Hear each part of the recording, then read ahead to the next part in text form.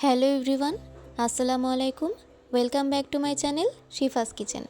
আমার আজকের রেসিপি নাগা মরিচের আচার। নাগা মরিচের ফ্লেভার তো আমরা সবাই জানি। এই আচারটা কিন্তু অনেক বেশি ফ্লেভারফুল হয়। খিচুড়ি, ভর্তা যে কোনো জিনিস দিয়ে কিন্তু এই আচারটা খেতে অনেক বেশি ভালো লাগে। তাহলে চলুন চলে যাওয়া যাক মূল প্রস্তুত প্রণালীতে। এখানে আমি কাঁচা পাকা নাগামরিচ নিয়েছি 300 গ্রামের মতো। আমার মরিচের সাইজগুলো ছোট নিয়েছি। আপনারা বড় মরিচ দিয়েও আচারটা তৈরি করতে পারেন। তারপর একটি প্যানে আমি দিয়ে দেব সরিষার তেল 1 কাপ পরিমাণ। তেলটা হালকা গরম হয়ে এলে এর মধ্যে দিয়ে দিব আস্ত শুকনো মরিচ 4টি। তারপর দিয়ে দিব 5 ফোড়ন 1 চা চামচ।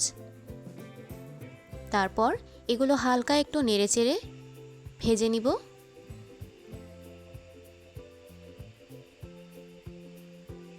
পাঁচ ফোড়নের সুন্দর একটা স্মেল যখন বের হবে সেই পর্যায়ে আমি এর মধ্যে অ্যাড করব সরিষা বাটা 3 টেবিল চামচ।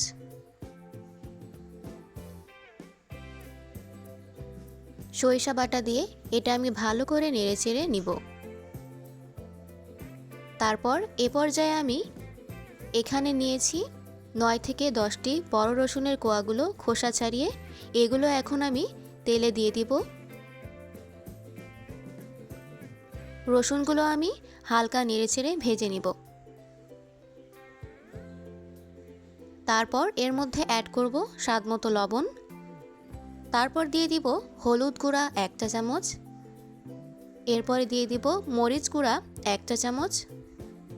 তারপর আমি এর মধ্যে অ্যাড করব জিরা গুঁড়া 1 চা চামচ। সবশেষে দিয়ে দিব ধনে গুঁড়া হাফ চা চামচ। সব মশলাগুলো দিয়ে নেড়েচেড়ে আমি ভালো করে এটা মিশিয়ে নিব এবং 4 থেকে 5 মিনিট এটা কষিয়ে নিব। কষানোর পর এ পর্যায়ে আমি এর মধ্যে ফ্লেভারের জন্য 2টি নাগামরিচ কেটে দিয়ে দিব। এতে করে আচারে নাগামরিচের স্ট্রং একটা ফ্লেভার থাকবে। তারপর অ্যাড করব চিনি 2 টেবিল চামচের মতো। চিনিটা আপনারা বুঝে অ্যাড করে দিবেন। চিনি দিয়ে ভালো করে নেড়েচেড়ে নিব। এখন আমি এর মধ্যে দিয়ে দিব আমাদের মেন ইনগ্রেডিয়েন্টস নাগামরিচ।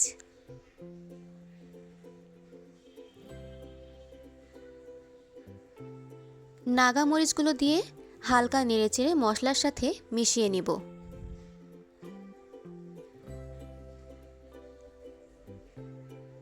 এখানে আমি দিয়ে দিব তেঁতুলের কাত। তেঁতুলটা আমি ভিনেগার দিয়ে ভিজিয়ে রেখেছিলাম। এই আচারটা কিন্তু টক মিষ্টি ঝাল হবে, খেতে কিন্তু দারুণ হয়। তেঁতুলের কাত দিয়ে ভালো করে নেড়েচেড়ে নিব। তারপর আমি এটা ঢেকে দিব 2 থেকে 3 মিনিটের জন্য। এ পর্যায়ে আমি ঢাকনাটি খুলে দিব। এখন আমি হালকা একটু নেড়েচেড়ে নিব।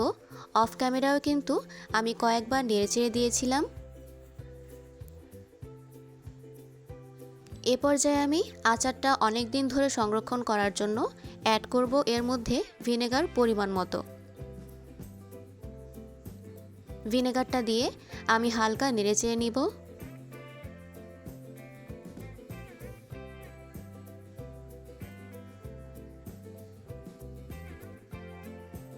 এ পর্যায়ে কিন্তু আমার মরিচ রসুন সব কিছুই সিদ্ধ হয়ে এসেছে।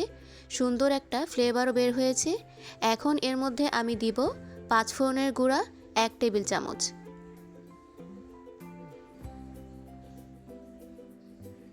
তারপর আচারটা আমি ভালো করে নেড়েচেড়ে নিব।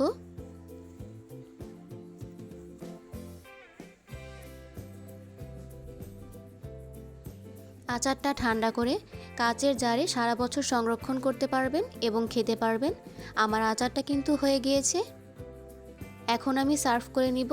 ব্যাস রেডি হয়ে গেল লোভনীয় নাগার আচার। আচারটা কিন্তু খেতে অসাধারণ হয়। আপনারা এভাবে ট্রাই করে দেখবেন এবং আমাকে কমেন্ট করে জানাবেন কেমন লাগলো। আমার এই লোভনীয় নাগামরিচের আচারের রেসিপিটা যদি আপনাদের কাছে ভালো লেগে থাকে তাহলে অবশ্যই আমার ভিডিওটাকে শেয়ার করে দিবেন এবং আমার চ্যানেলটিকে সাবস্ক্রাইব করে আমার পাশেই থাকবেন। ধন্যবাদ।